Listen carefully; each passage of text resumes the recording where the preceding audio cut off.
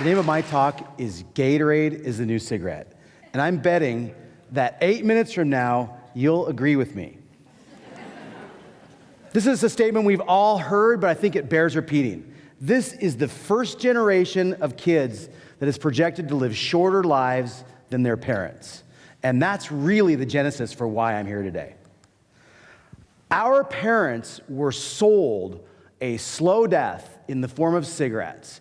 They were sold this by companies that knew what they were selling, and the government took decades to solve the problem. And I'm here because Gatorade and ultra-processed, additive-laden, heavily sugared foods are a new slow death that's being sold to us and our kids.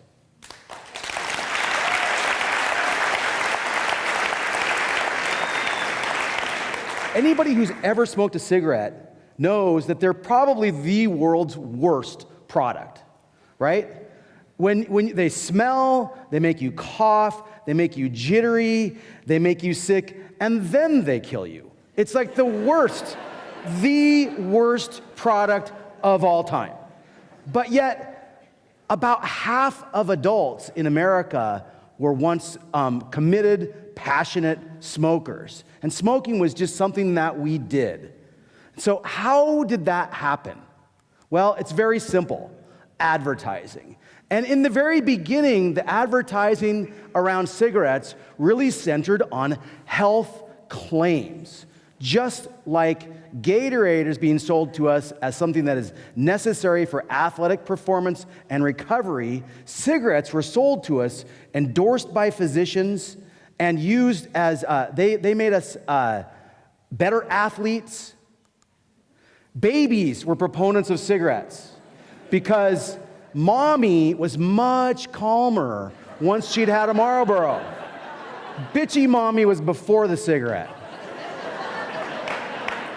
Santa, I think Santa, he liked cigarettes. Maybe it helped him get down the chimney because he lost weight. I don't know. But he would rather have some Lucky Strikes than milk and cookies there at the chimney. Babe Ruth touts medical science offers proof positive that this particular cigarette is good for you. In the subtext that you can't really read, it says Babe Ruth, baseball immortal, died age 57, esophageal cancer. Imagine, if you will, the other ad that has all these baseball immortals endorsing cigarettes, and just for a moment, put the Seahawks in that picture and put a bottle of Gatorade right in the middle. So cigarettes took decades where we all knew that they were bad for us, but the government couldn't come to terms because they were co-opted by special interest. And so eventually, in the 60s and 70s, it came out where we all did know that cigarettes were bad for us. And I think you maybe have all seen Don Draper in Mad Men when they have the bad day, when they can no longer make health claims for cigarette ads. And they come up with the brilliant move, well, now we have to make them seem kind of bad. And that's what happened here. Marlboro was not a very popular brand until health claims were disavowed, and they switched over to the bad boy image, and the bad boy image was quite successful. Marlboro became the number one. Camel, of course, picked up on youth-based imagery and was using the kind of stuff that made teens want to smoke. But luckily, this generation, we've all figured this out. 30 or 40 years late, we've figured this out. Millions of people died, but this is the generation that will no longer smoke cigarettes.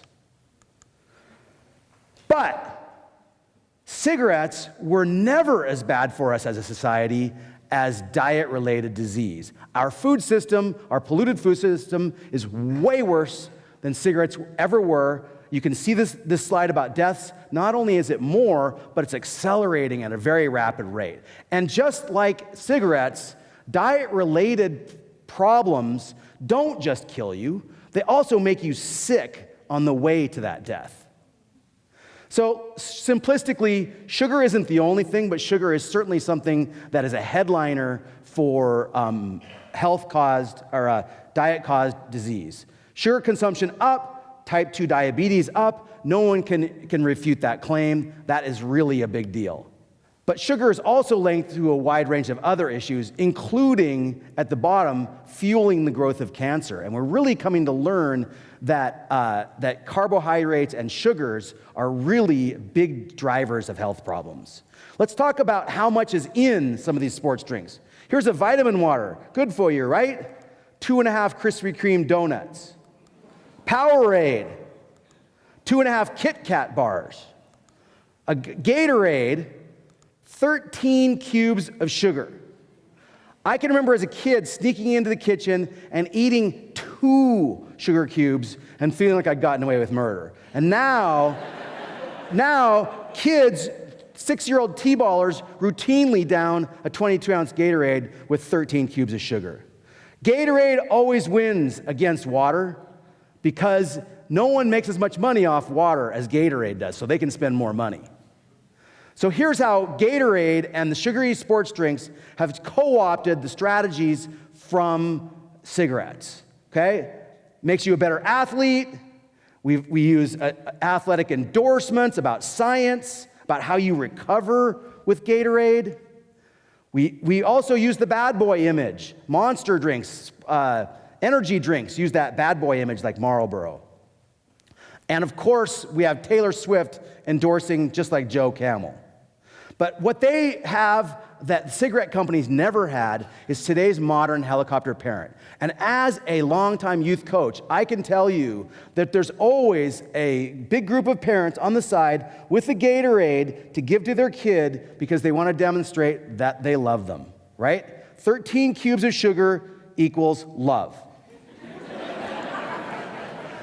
Even in Seattle's finest moment, Gatorade took center stage. Now, Gatorade is just a colored, sugary beverage, right? It purports to have lots of energy. That energy is all sugar. This might as well be a vat of Coke that's being dumped over our coach's head. And in fact, I believe that would be more honest. At least Coke, we know what it is. It's a sugary treat. Gatorade, we believe, is necessary for athletic performance and to show our love for our children. So, here's what to do. Read food labels. Get indignant and vote with your dollars for a better food system. Thank you.